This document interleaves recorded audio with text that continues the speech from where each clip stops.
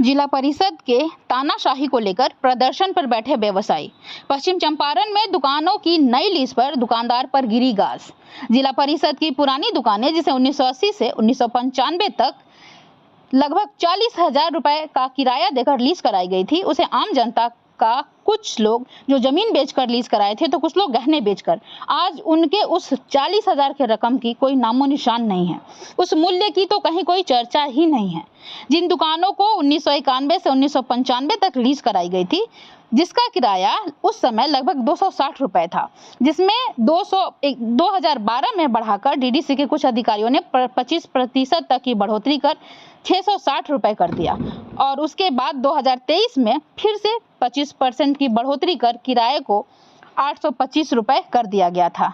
किराया तो हर 10 साल पर लगभग बढ़ता गया, लेकिन इससे दुकानदारों के परेशानियों का कहीं कोई निवारण नहीं हुआ।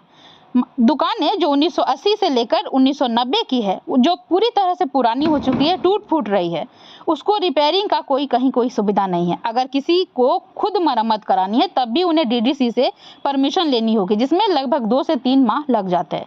सवाल यह भी है कि पुरानी दुकानों में होने वाली किसी भी घटना से अगर जान माल का हानि हो जाता है तब इसका जिम्मेदारी कौन लेगा।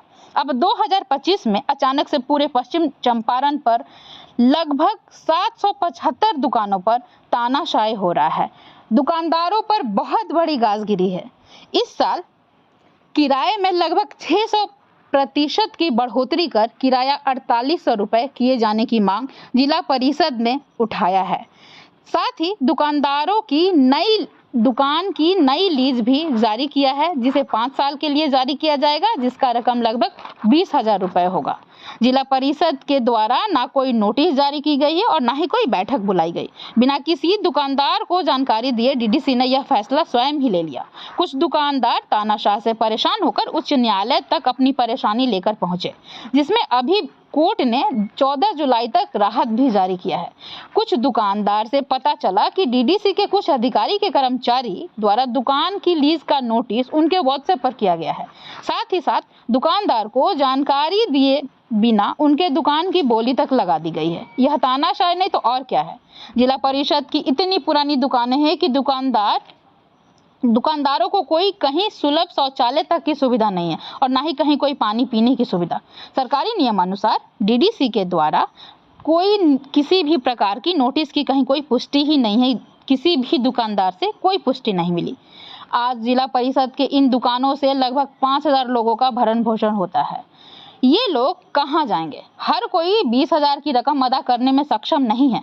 अब तानाशाह द्वारा उनके दुकानों को जबरदस्ती छीन ली जाएगी तो वो दुकानदार कहाँ जाएंगे? कुछ दुकानदार ऐसे भी हैं जिनके माता पिता अभी नहीं रहे, जिनके नाम पर यह दुकान थी, अब वह दुकान उनका बेटा चला रहा है, तो अब वो बेटा कहाँ जाएगा? कोर्ट के द्वारा राहत मिल जाने के बाद डीडीसी का तानाशाह मनमानी शासन अभी भी चल रहा है।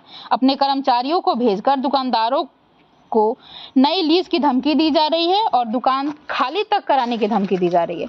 डीडीसी से अनुरोध है कि 5,000 लोगों के भरण पोषण का सोचे, इस पर गहन विचार करें और 600% का किराया जो कि 4800 रुपए की रकम भी बहुत ही ज़्यादा है, जिसे हर दुकानदार अदा करने में सक्षम नहीं है, इस पर गहन विचार करें और एक बार फिर से इस पर विचार कर लोगों के लिए सुविधाजनक राहत कार्य जारी करें। दुकानें हैं और समय समय से हम लोग किराया देते आ रहे हैं। जो भी जिला परिषद के द्वारा बढ़ोतरी हुई है, एक बैग बिना सूचना के 6 गुना किराए में वृद्धि कर दी गई है। 600% हुआ और फिर से नए लीज की व्यवस्था हम लोग के साथ की जा रही है। 20,000 रुपया जमा कीजिए 30 तारीख तक, नहीं तो आपके दुकान में ताला लगा दिया जाएगा। कल जिला परिषद के कार्यालय से कुछ लोग घूम के हम लोग को धमकी दे रहे थे कि आप लोग 30 तारीख तक पैसा जमा कीजिए, नहीं तो आप लोग को दुकान पे हम लोग ताला मान देंगे।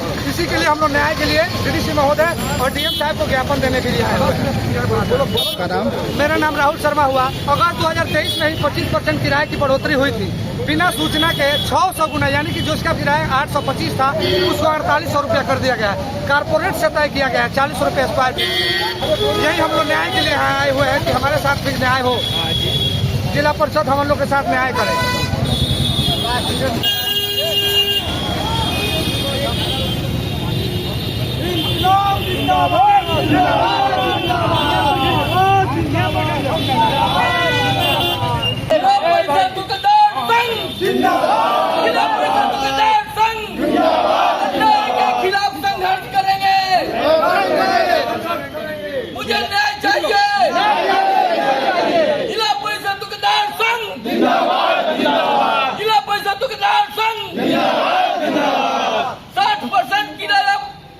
बंद करो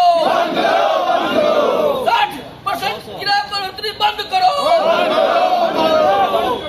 दुकानदारों को धमकाना बंद करें बंद करो दुकानदारों को धमकाना बंद करें बंद करो 30 तारीख का समय वापस लीजिए